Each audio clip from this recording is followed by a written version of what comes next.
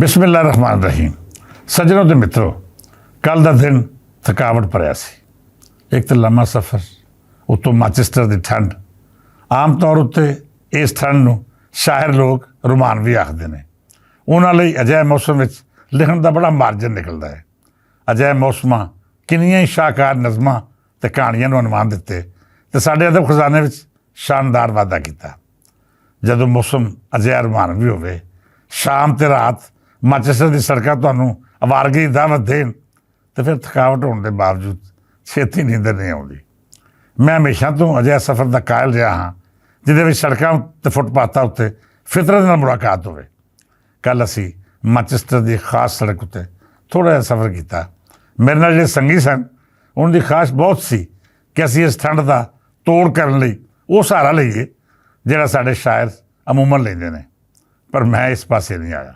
ਮੈਂ ਉਹਨੂੰ ਪਹਿਲਾਂ ਤਾਂ ਆਖਿਆ ਕਿ ਸੱਜਣੋ, ਮੈਂ ਕਿਹੜਾ ਸ਼ਾਇਰੀ ਕਰਨੀ ਹੈ ਜੋ ਮੈਨੂੰ ਕਿਸੇ ਖਾਸ ਤਹਿਰੀਕ ਲਈ ਅਜਿਹੀ ਮਹਿਫਲ ਦੀ ਲੋੜ ਹੋਵੇ ਜਿੱਥੇ ਬਹਿ ਕੇ ਦੁਨੀਆ ਅਤੇ ਜੰਨਤ ਦਾ ਫਰਕ ਮਿਟ ਜਾਂਦਾ ਹੈ। ਅਸੀਂ ਤਾਂ ਦਰਵੇਸ਼ ਲੋਕ ਹਾਂ। ਜੇ ਕਦੀ ਮੂਡ ਬਣਿਆ ਵੀ ਤਾਂ ਕਿਸੇ ਦਰਵੇਸ਼ ਦੀ ਬੈਠਕ 'ਤੇ ਬਹਿ ਕੇ ਭੰਗ ਦੇ 2 ਘੁੱਟ ਲਾ ਲੈ। ਬਾਕੀ ਸ਼ਾਮਾਂ ਸਾਡੇ ਤੋਂ ਬਹੁਤ ਪਰੇ ਦੀਆਂ ਨੇ। ਮੇਰਾ ਮੇਜ਼ਬਾਨ ਚੰਗੀ ਤਰ੍ਹਾਂ ਜਾਣਦਾ ਸੀ ਕਿ ਮੈਂ ਕਦੀ ਭੰਗ ਵੀ ਨਹੀਂ ਪੀਤੀ। ਪਰ ਬੇਲੀਓ, ਆਖਰ 'ਚ ਕੀ ਹਰਜ? ਬਸ ਜ਼ਰਾ ਬੰਦਾ ਆਪਣੇ ਆਪ ਨੂੰ ਵੀ ਉਹਨਾਂ ਲੋਕਾਂ ਵਿੱਚ ਸ਼ੁਮਾਰ ਕੇ ਸਮਝਣ ਲੱਗ ਪੈਂਦਾ ਹੈ ਜਿਹੜੇ ਸਾਡੇ ਸਮਾਜ ਵਿੱਚ ਖਾਸ ਸਮਝੇ ਜਾਂਦੇ ਨੇ। ਇਹ ਸਵਾਰਾ ਗਰਦੀ ਮਗਰੋਂ ਵਾਪਸ ਆਏ ਅਤੇ ਰਾਤ ਅੱਧੀ ਤੋਂ ਚੌਖੀ ਗੁਜ਼ਰ ਚੁੱਕੀ ਸੀ। ਮੈਂ ਕਾਪੀ ਪੈਨ ਫੜ ਕੇ ਇਹ ਹਿਸਾਬ ਲਾਉਣਾ ਸ਼ੁਰੂ ਕਰਤਾ ਕਿ ਜਿੰਨੇ ਸੱਜਣਾ ਮਿੱਤਰਾਂ ਨਾਲ ਵਟਸਐਪ ਰਾਹੀਂ ਜਾਂ ਫੋਨ ਰਾਹੀਂ ਗੱਲਬਾਤ ਹੋਈ ਹੈ, ਜੇਕਰ ਇਹਨਾਂ ਸਭ ਨੂੰ ਮਿਲਣ ਦੀ ਆਸ ਕਰਾਂ ਤਾਂ ਸ਼ਾਇਦ 8 ਤਾਰੀਖ ਤੱਕ ਕਰਤੇ ਅੱਧੇ ਬੇਲੀਆਂ ਦੀ ਮੁਲਾਕਾਤ ਨਹੀਂ ਹੋ ਸਕੇਗੀ।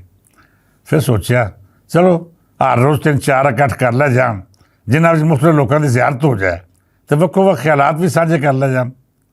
ਰਾਤ ਬਹੁਤ ਬੀਤ ਚੁੱਕੀ ਸੀ। ਮੈਂ ਕਿਸੇ ਵੀ ਨਤੀਜੇ 'ਤੇ ਨਹੀਂ ਪੜ ਸਕਿਆ। ਮੁਲਾਕਾਤਾਂ ਦਾ ਫੈਸਲਾ ਅੱਜ ਦੀ ਸ਼ਾਮ ਉੱਤੇ ਛੱਡ ਦਿੱਤਾ। ਇਸ ਵਿਚਕਾਰ ਮਾਂਚੈਸਟਰ ਦੇ ਕੁਝ ਦੋਸਤਾਂ ਨੂੰ ਮਿਲਾਂਗਾ ਅਤੇ ਉਹਨਾਂ ਨਾਲ ਮਸ਼ਾਵਰਤ ਕਰਾਂਗਾ ਕਿ ਸਾਨੂੰ ਕਿੱਥੋਂ ਪੈਰ ਪੱਟਣਾ ਚਾਹੀਦਾ। ਸੱਜਣ ਪਿਆਰਿਓ, ਪੰਜਾਬੀ ਕਾਨਫਰੰਸ ਦਾ ਜੋ ਮੁਹਾਂਦਰਾ ਮੇਰੇ ਜ਼ਿਹਨ 'ਚ ਉਹ ਇੱਕ ਅਜਿਹੀ ਛਵੀ ਜ਼ਾਹਰ ਕਰਦਾ ਹੈ ਜਿਹੜੀ ਦੁਨੀਆ ਭਰ ਵਿੱਚ ਵਸਣ ਵਾਲੇ ਪੰਜਾਬੀਆਂ ਨੂੰ ਇੱਕ ਥਾਵੇਂ ਇਕੱਠਾ ਕਰਕੇ ਦੇਸ਼ ਪੰਜਾਬ ਦੇ ਰਿਸ਼ਤੇ ਵਿੱਚ ਪਰੋ ਦੇਵੇ। ਸਾਡੀ ਇਸ ਕਾਨਫਰੰਸ ਦਾ ਮਕਸਦ ਹਰਗਿਜ਼ ਮਾਲ ਪਾਣੀ ਇਕੱਠਾ ਕਰਨਾ ਨਹੀਂ। ਨਾ ਹੀ ਅਸੀਂ ਇਸ ਕਾਨਫਰੰਸ ਰਾਹੀਂ ਕੋਈ ਅਜਿਹਾ ਤਮਾਸ਼ਾ ਲਾਉਣਾ ਚਾਹੁੰਦੇ ਹਾਂ ਜਿਹਦੇ ਨਾਲ ਫਾਸਲੇ ਵਧਣ।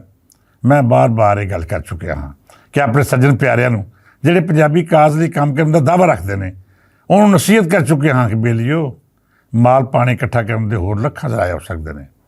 ਤੁਸੀਂ ਆਪਣੀ ਮਾਂ ਬੋਲੀ ਜਾਂ ਧਰਤੀ ਦੀ ਰਹਿਤਲ ਵੇਚੋਗੇ ਫਿਰ ਤੁਹਾਡੇ ਤੋਂ ਵੱਧ ਕੋਈ ਬਦ ਕਿਰਦਾਰ ਨਹੀਂ ਹੋਵੇਗਾ।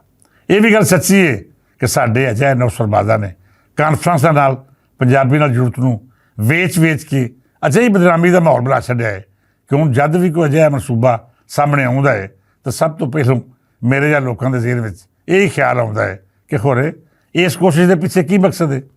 ਮੈਂ ਜਦੋਂ ਮਾਂਚੈਸਟਰ ਕਾਨਫਰੰਸ ਦਾ ਸੋਚਿਆ ਸੀ ਤਾਂ ਉਦੋਂ ਵੀ ਆਪਣੇ ਆਪ ਤੋਂ ਸਵਾਲ ਕੀਤਾ ਸੀ ਕਿ ਮੈਂ ਅਜਿਹੇ ਇਲਜ਼ਾਮਾਤ ਤੋਂ ਕਿਵੇਂ ਬਚ ਸਕਦਾ ਹਾਂ।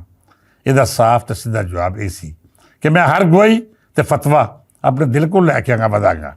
ਕਿਉਂ ਜੀ, ਸਾਡਾ ਈਮਾਨ ਹੈ ਕਿ ਦਿਲਾਂ ਵਿੱਚ ਰੱਬ ਵਸਦਾ ਹੈ ਅਤੇ ਰੱਬ ਤੁਹਾਡੇ ਨਾਲ ਕਦੇ ਝੂਠ ਨਹੀਂ ਬੋਲੇਗਾ। ਤੁਸੀਂ ਕੀ ਕਰ ਰਹੇ ਹੋ, ਕਿਸੇ ਦਾ ਹੱਕ ਮਾਰ ਰਹੇ ਹੋ ਜਾਂ ਕਿਸੇ ਨਾਲ ਨੇਕੀ ਕਰ ਰਹੇ ਹੋ, ਆਪਣੇ ਦਿਲ ਕੋਲ ਗਵਾਹੀ ਲੈ ਲਵੋ। ਤੁਹਾਨੂੰ ਠੀਕ ਠਾਕ ਤਰੱਕੜੀ ਤੋੜ ਕੇ ਦੱਸ ਦੇਵੇਗਾ ਕਿ ਤੁਹਾਡਾ ਮਕਸਦ ਇਹਦੇ ਪਿੱਛੇ ਕਿਹੜੀ ਸੋਚ ਹੈ। ਗੱਲ ਲੰਮੀ ਹੋ ਗਈ ਅਤੇ ਕਿਸੇ ਹੋਰ ਪਾਸੇ ਟੁਰ ਗਈ। ਸੋ ਬੇਲੀਓ, ਮੈਂ ਮਾਂਚੈਸਟਰ ਹਾਂ। ਇਹ ਸ਼ਹਿਰ ਦੀ ਖੂਬਸੂਰਤੀ ਦਾ ਕਾਇਲ ਤਾਂ ਮੈਂ ਪਹਿਲੋਂ ਹੀ ਸਾਂ। ਇਸ ਸ਼ਹਿਰ ਦੇ ਲੋਕਾਂ ਵੀ ਦਿਲ ਜਿੱਤ ਲਿਆ ਹੈ। ਪੰਜਾਬੀ ਨਾਲ ਮੁਹੱਬਤ ਦਾ ਇਜ਼ਹਾਰ ਵੇਖਣਾ ਹੋਵੇ ਤਾਂ ਮਾਂਚੈਸਟਰ ਆ ਜਾਓ। ਇਸ ਸ਼ਹਿਰ ਦੇ ਲੋਕਾਂ ਨੂੰ ਮਿਲ ਕੇ ਵੇਖੋ, ਤੀਜੇ ਪੰਜਾਬ ਦਾ ਅਜਿਹਾ ਨਜ਼ਾਰਾ ਮਿਲੇਗਾ ਕਿ ਤੁਸੀਂ ਲਹਿੰਦਾ ਅਤੇ ਚੜ੍ਹਦਾ ਭੁੱਲ ਜਾਓਗੇ। ਆਪਣੇ ਜਿਹੇ ਲੋਕ ਮੁਹੱਬਤਾਂ ਰਚ ਕੇ ਕਰਨ ਵਾਲੇ ਅਤੇ ਪੰਜਾਬੀ ਨਾਲ ਇਸ਼ਕ ਦਾ ਇਜ਼ਹਾਰ ਖੁੱਲ੍ਹ ਕੇ ਕਰਦੇ ਹੋਏ ਇਹ ਜੀ ਅਜਿਹੇ ਨਰੋਏ ਅਤੇ ਬੇਜ਼ਰਰ ਨੇ ਕਿ ਤੁਸੀਂ ਇਹਨਾਂ ਨੂੰ ਮਿਲ ਕੇ ਇਹਨਾਂ ਦੇ ਹੋ ਜਾਓਗੇ। ਬੇਲੀਓ, ਅੱਜ ਲਈ ਇੰਨੀਆਂ ਗੱਲਾਂ ਹੀ। ਅੱਜ ਮੈਂ ਸੱਜਣਾ ਸਣੇ ਲੰਡਨ ਰਵਾਨਾ ਹੋ ਰਿਹਾ ਹਾਂ। ਉੱਥੇ ਮੁਲਾਕਾਤਾਂ ਦਾ ਸਿਲਸਿਲਾ ਸ਼ੁਰੂ ਕਰਾਂਗੇ ਅਤੇ ਕੱਲ੍ਹ ਤੋਂ ਇਹਨਾਂ ਮੁਲਾਕਾਤਾਂ ਵਿੱਚ ਹੋਣ ਵਾਲੀਆਂ ਤਜਾਵੀਜ਼ ਅਤੇ ਗੱਲਾਂ ਵੀ ਜ਼ੇਰੇ ਬਾਸ ਲਿਆਵਾਂਗੇ ਤਾਂ ਜੇ ਤੁਸੀਂ ਇਸ ਕਾਨਫਰੰਸ ਨੂੰ ਇੰਝ ਤਰਤੀਬ ਦਿਓ ਕਿ ਆਪਣੀ ਮਿਸਾਲ ਆਪ ਹੋ ਜਾਏ। ਮੈਨੂੰ ਬਰਾਹ ਰਾਸਤ ਵਟਸਐਪ ਉੱਤੇ ਵੀ ਰਾਬਤਾ ਕਰ ਸਕਦੇ ਹੋ ਅਤੇ ਨਾਲ ਥੱਲੇ ਕਮੈਂਟਸ ਬਾਕਸ ਵਿੱਚ ਵੀ ਆਪਣੀਆਂ ਮੁਹੱਬਤਾਂ ਰਾਹੀਂ ਜੋੜ ਸਕਦੇ ਹੋ। ਇਸ ਦੁਆ ਨਾਲ ਇਜਾਜ਼ਤ ਦਿਓ ਕਿ ਦੁਨੀਆ ਭਰ ਵਿੱਚ ਜਿਸ ਥਾਂ ਵੀ ਮੇਰੀ ਬੋਲੀ ਬੋਲਣ ਵਾਲੇ ਮੌਜੂਦ ਨੇ, ਮੇਰੇ ਦੇਸ਼ ਨਾਲ ਜੁੜਤ ਰੱਖਣ ਵਾਲੇ ਵਸਦੇ ਨੇ।